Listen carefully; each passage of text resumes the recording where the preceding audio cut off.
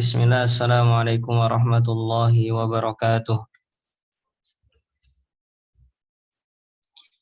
Innal hamdalillah nahmaduhu wa nasta'inuhu wa nastaghfiruh wa na'udzu billahi min syururi anfusina wa min sayyiati a'malina. May yahdihillahu fala mudilla lah wa may yudlil fala hadiyalah. Asyhadu an la ilaha illallah wahdahu la syarika lah wa asyhadu anna Muhammadan abduhu wa rasuluh la nabiyya wa la rasula ba'dah. Allahumma shalli ala Muhammad wa ala alihi wa ashabihi wa man tabi'ahum bi ihsanin ila yaumil qiyamah, amma ba'd. Teman-teman semua yang semoga selalu dirahmati Allah Subhanahu wa taala, kita meminta pertolongan kepada Allah Subhanahu wa taala agar kita dimudahkan belajar pada kesempatan sore hari ini, kita mendapatkan ilmu bermanfaat dan dimudahkan dalam mengamalkan. Kita akan melanjutkan membaca kitab fikih Muyassar pada bab selanjutnya, yaitu bab ke-8 fit tayammumi, tentang tayammum. Wa fihi masail, dan dalam bab ini ada beberapa permasalahan. Yang pertama adalah hukmu tayammum wa dalilu masyru'iyyatihi.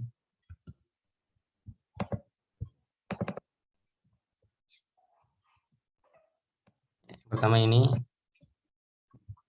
Kemudian yang kedua adalah syurutut tayammum wal asbab al-mubihatu lahu. Syarat-syarat tayamum yang harus dipenuhi agar tayamumnya sah apa? Kemudian nanti juga akan disebutkan tentang mubtilatut tayammum, pembatal-pembatal tayamum. Kemudian permasalahan terakhir adalah bagaimana cara tayamum. Baik, jadi ada 4 permasalahan.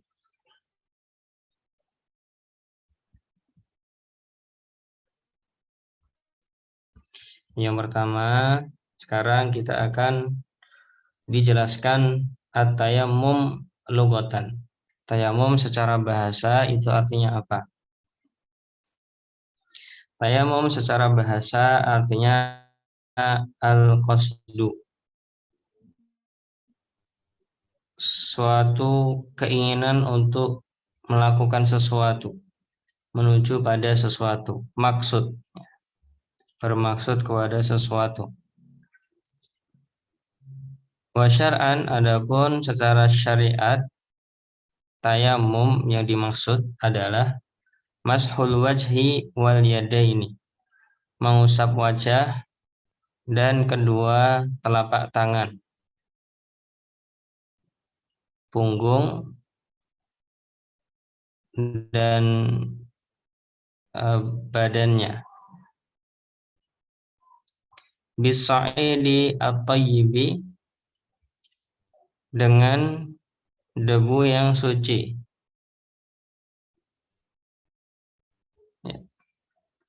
Ala wajhin makhsusin, dengan cara tertentu. Ta'abudan lillahi ta'ala, dalam rangka beribadah kepada Allah Subhanahu wa taala. Berarti di sini ada 4 komponen dalam penjelasan tayamum. Yang pertama adalah objeknya atau tindakannya dulu. Ada 5 berarti. Tindakannya apa? Tindakannya adalah mengusap. Apa yang diusap? Ada 2, yaitu wajah dan kedua telapak tangan. Mengusapnya dengan apa? Dengan debu yang suci. Caranya bagaimana? Caranya ada cara khususnya. Terus melakukan itu dalam rangka apa? Dalam rangka beribadah kepada Allah Ta'ala. Jadi ada 5. Mashul wajhi wal yadaini bis-sa'idi thayyibi ala wajhin makhsus. Mengusap wajah dan kedua telapak tangan dengan debu yang suci dengan cara khusus dalam rangka beribadah kepada Allah Ta'ala. Al-mas'alatul ula, kita masuk pada permasalahan pertama, hukmu tayamum wa dalilu masyru'iyyatihi. Hukum tayamum dan dalil pensyariatannya apa? Di sini dikatakan bahwa tayamum itu adalah sesuatu yang disyariatkan, dan ini adalah rukhsah dari Allah Ta'ala kepada hambanya. Yang namanya rukhsah, seseorang boleh mengambil, seseorang boleh tidak mengambil, boleh saja. Tapi sebagaimana dalam hadis, innallaha yuhibbu an tu'ta rukhasuhu kama yakrahu an tu'ta ma'siyatuhu. Kesukaan Allah ketika seorang hamba mengambil rukhsahnya itu berbanding lurus 180 derajat dengan kebencian Allah ketika seorang hamba melakukan kemaksiatan dengannya. Jadi ibaratnya kita mengambil rukhsah Allah Subhanahu wa taala, itu seakan-akan kita tidak bermaksiat kepada Allah Subhanahu wa taala. Makanya sebagian ulama menganjurkan mengambil rukhsah itu dianjurkan, makanya sunnah. Wa huwa min mahasini hadhihi syariah. Tayamum ini adalah salah satu bentuk indahnya syariat ini. Wa min khasaisi hadhil ummah, dan termasuk kekhususan umat ini. Jadi umat-umat sebelum kita, umatnya Nabi Isa, umatnya Nabi Musa, umatnya Nabi Ibrahim, umatnya Nabi Adam, dan nabi-nabi lainnya, tidak ada syariat tayamum. Tayamum hanya untuk umat ini. Dalam hadis yang khusus Nabi Shallallahu Alaihi Wasallam menyatakan, "U'titu khamsan lam yu'tahunna ahadun min qabli." Aku diberi 5 kekhususan yang tidak diberikan kepada nabi-nabi sebelumku. Dan salah satunya adalah waju'ilat liyal ardu masjidan wa tahura, dan dijadikan bumi itu untukku sebagai tempat sholat dan alat bersuci. Jadi ini khususan umat ini. Kemudian dalil pensyariatannya, salah satunya adalah surat Al-Maidah ayat 6.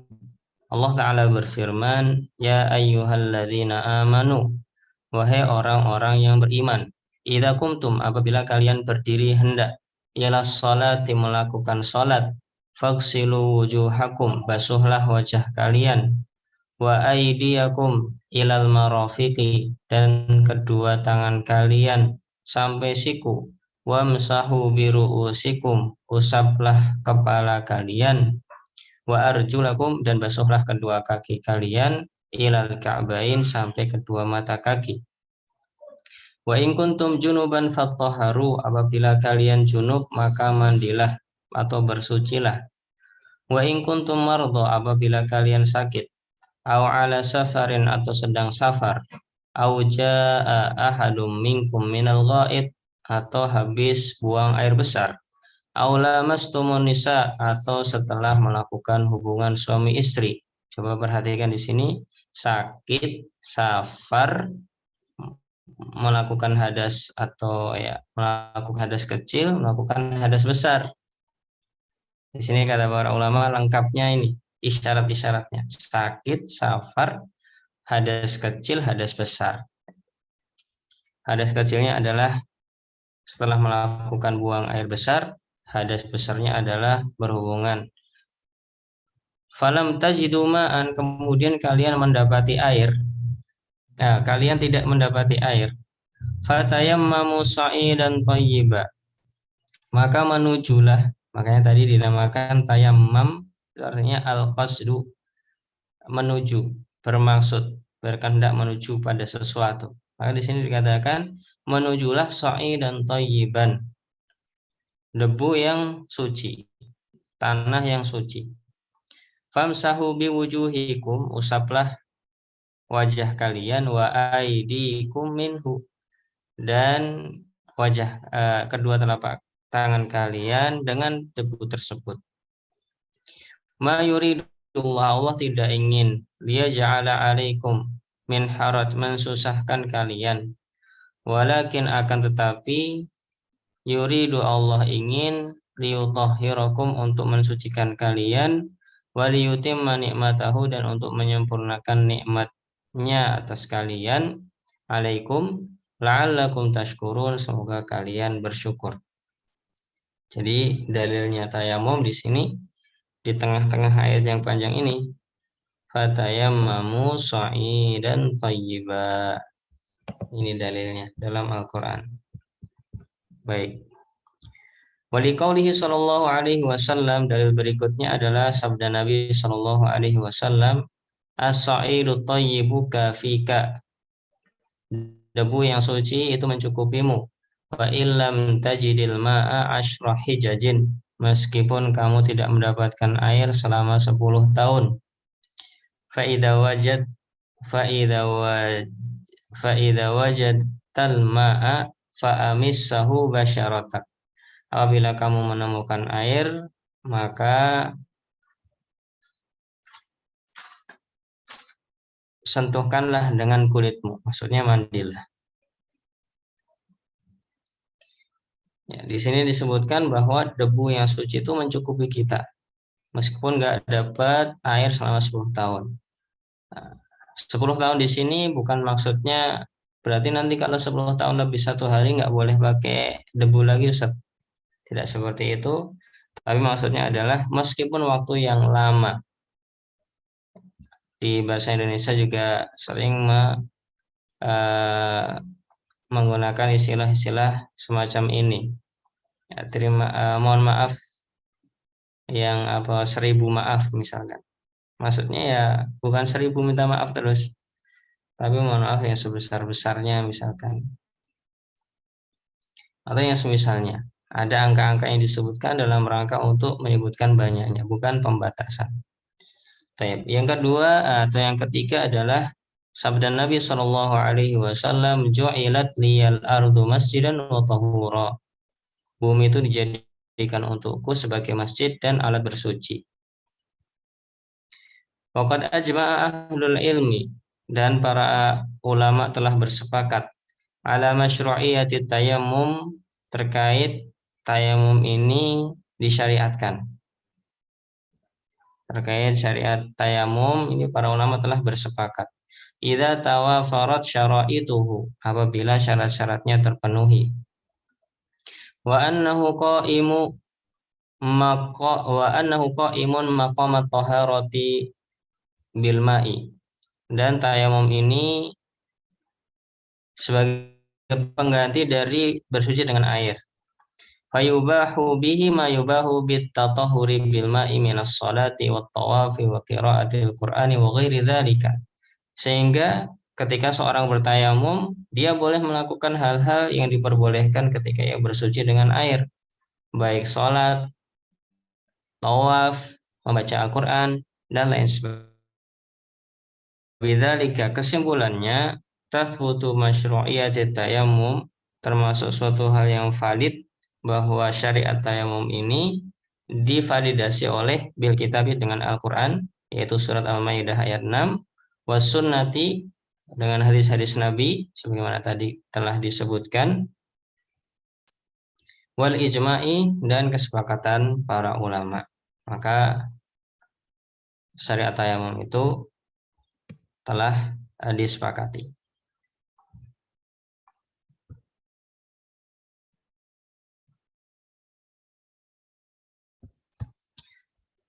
Baik. Apakah bisa difahami dengan baik?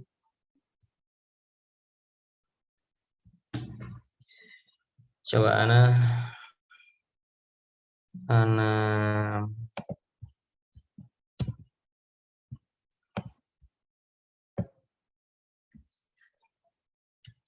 buatkan.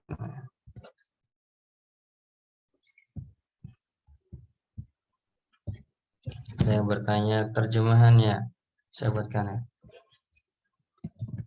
Bab 8 yaitu tayamum.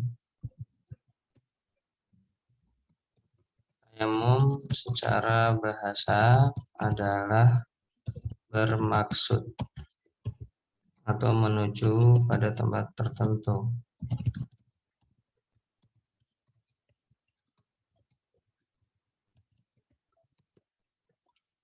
Secara syariat adalah mengusap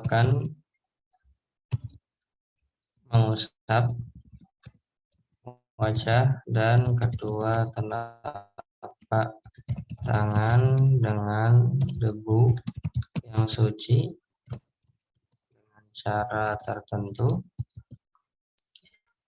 dalam rangka beribadah kepada Allah. Permasalahan pertama.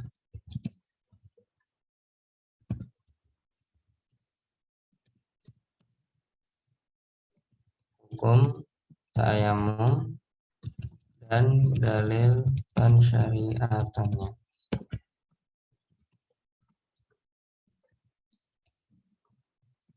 Tayamum adalah suatu hal yang disyariatkan.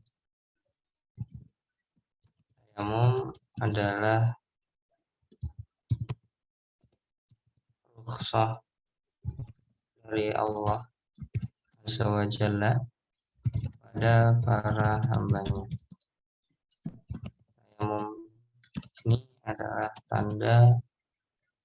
salah satu tanda keindahan Islam dan termasuk kekhususan dalam atau untuk umat ini. Dalilnya adalah firman Allah Ta'ala,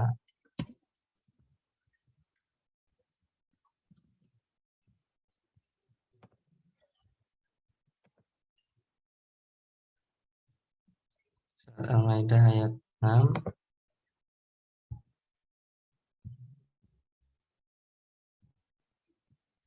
Surat apa?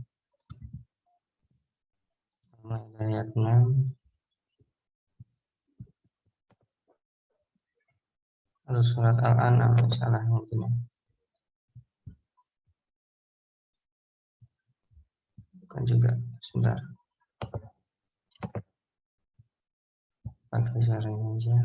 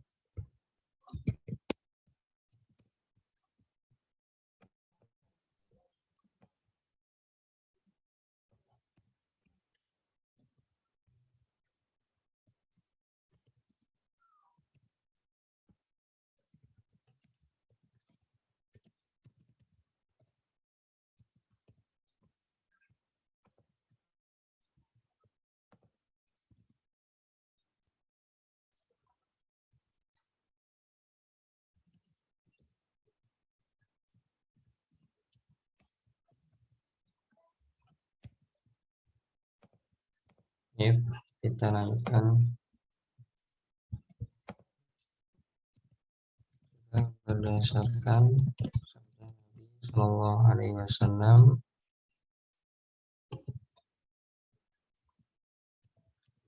yang suci mencukupi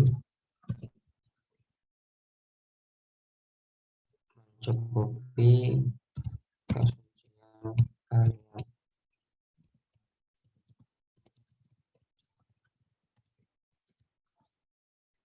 Meskipun kalian tidak mendapati selama 10 tahun. Apabila kalian mendapati air, maka basuhlah kulitmu. Maksudnya suruh mandi. Juga berdasarkan Nabi Shallallahu Alaihi Wasallam,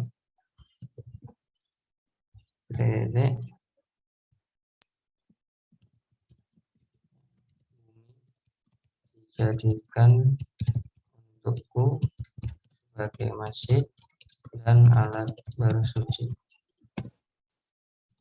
Para ulama telah bersepakat tentang pensyariatan tayamum ini.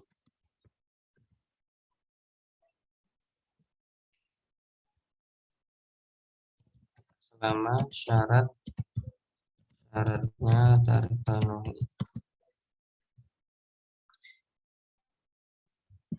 Tayamum ini berkedudukan sebagai mana bersuci dengan air, sehingga hal-hal yang diperbolehkan ketika suci dengan air juga diperbolehkan ketika seseorang bersuci dengan air, seperti sholat, tawaf, membaca Al-Quran.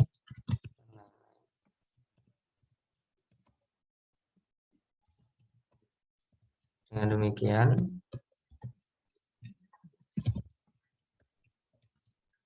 demikian syariatan tayamum ini tervalidasi dengan Al-Quran, Sunnah, dan ijma ulama. Ya, itulah pembahasan kita. Tayamum secara bahasa adalah bermaksud atau menuju ke tempat tertentu. Cara syariat adalah mengusap wajah dan kedua telapak tangan dengan debu yang suci dengan cara tertentu dalam rangka beribadah kepada Allah. Permasalahan pertama adalah hukum tayamum dan dalil pensyariatannya. Tayamum adalah suatu hal yang disyariatkan, merupakan rukhsah dari Allah Azza wa Jalla kepada hambanya, merupakan salah satu tanda keindahan Islam dan termasuk kekhususan untuk umat ini. Allah Ta'ala berfirman, wahai orang-orang yang beriman, apabila kamu hendak melaksanakan sholat, maka basuhlah wajahmu dan tanganmu sampai siku, dan sapulah kepalamu dan basuh kedua kakimu sampai kedua mata kaki. Jika kamu junub, maka mandilah. Dan jika kamu sakit atau dalam perjalanan atau kembali dari tempat buang air kakus atau menyentuh perempuan dalam artian berhubungan, maka jika kamu tidak memperoleh air, maka bertayamumlah dengan debu yang suci. Usaplah wajahmu dan tanganmu dengan debu itu. Allah tidak ingin menyulitkan kamu, tetapi Dia hendak membersihkan kamu dan menyempurnakan nikmat-Nya bagimu, agar kamu bersyukur. Jika berdasarkan sabda Nabi Shallallahu Alaihi Wasallam, debu yang suci mencukupi kesucian kalian dari hadas, meskipun kalian tidak mendapati air selama 10 tahun. Apabila kalian mendapati air, maka basuhlah kulitmu. Jika berdasarkan sabda Nabi Shallallahu Alaihi Wasallam, bumi dijadikan untukku sebagai masjid dan alat bersuci. Para ulama telah bersepakat tentang pensyariatan tayamum ini selama syarat-syaratnya terpenuhi. Tayamum ini berkedudukan sebagaimana bersuci dengan air, sehingga hal-hal yang diperbolehkan ketika bersuci dengan air juga diperbolehkan ketika seorang bersuci dengan debu, seperti sholat, tawaf, membaca Al-Quran, dan lain sebagainya. Dengan demikian, persyariatan tayamum ini tervalidasi dengan Al-Quran, Sunnah, dan ijma ulama. Insya Allah kita lanjutkan pada pertemuan berikutnya.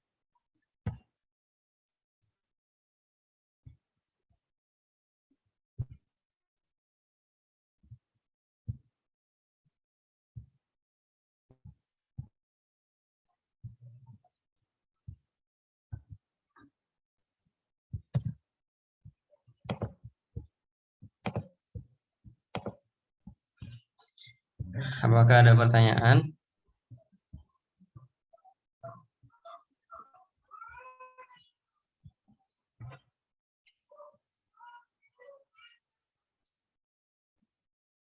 Kayak karena beri waktu 3 menit.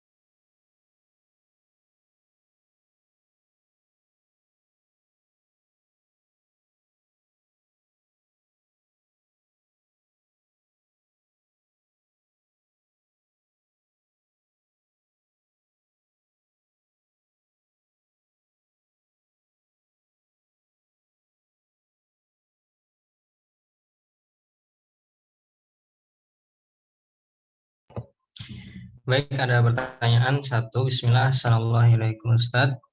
Amin. Begitu juga untuk kita semua. Afwan izin bertanya, kalau berkeringat itu baiknya wudhu lagi Ustaz? Jadi jarak antara wudhu dengan jarak sholat, misal habis kuliah jam 8 sudah wudhu. Selesai kuliah duhur, langsung sholat duhur. Bagaimana Ustaz? Jazakallah khairan. Apabila pertanyaannya adalah boleh tidak langsung sholat zuhur dengan wudhu yang dilakukan pada jam 8, maka jawabannya adalah boleh selama belum batal. Kalau wudhu lagi, apakah boleh? Jawabannya juga boleh. Bagaimana dahulu pernah kita bahas juga bahwa salah satu yang disunahkan adalah berwudu setiap kali akan sholat. Kemudian pertanyaan berikutnya,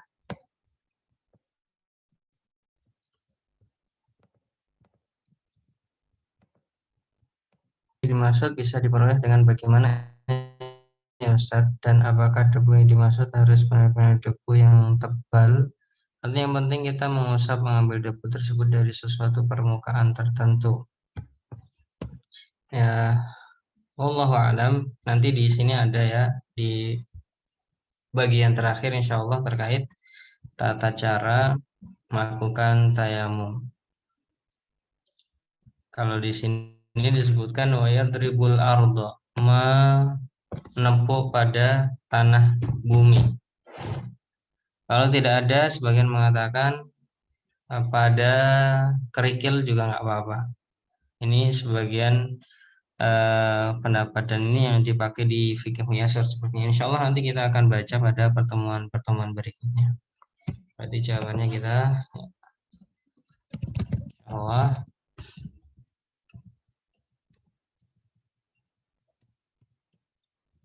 akan kita baca misalnya pada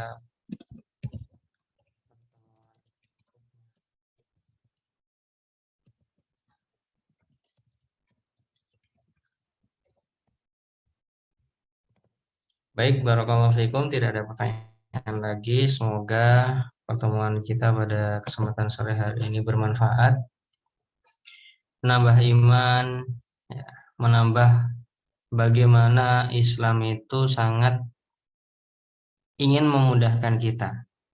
Itu yang pelajaran yang bisa kita petik juga dalam pelajaran sore hari ini. Allah mengatakan yuridullahu, ya, Allah ingin memudahkan kita.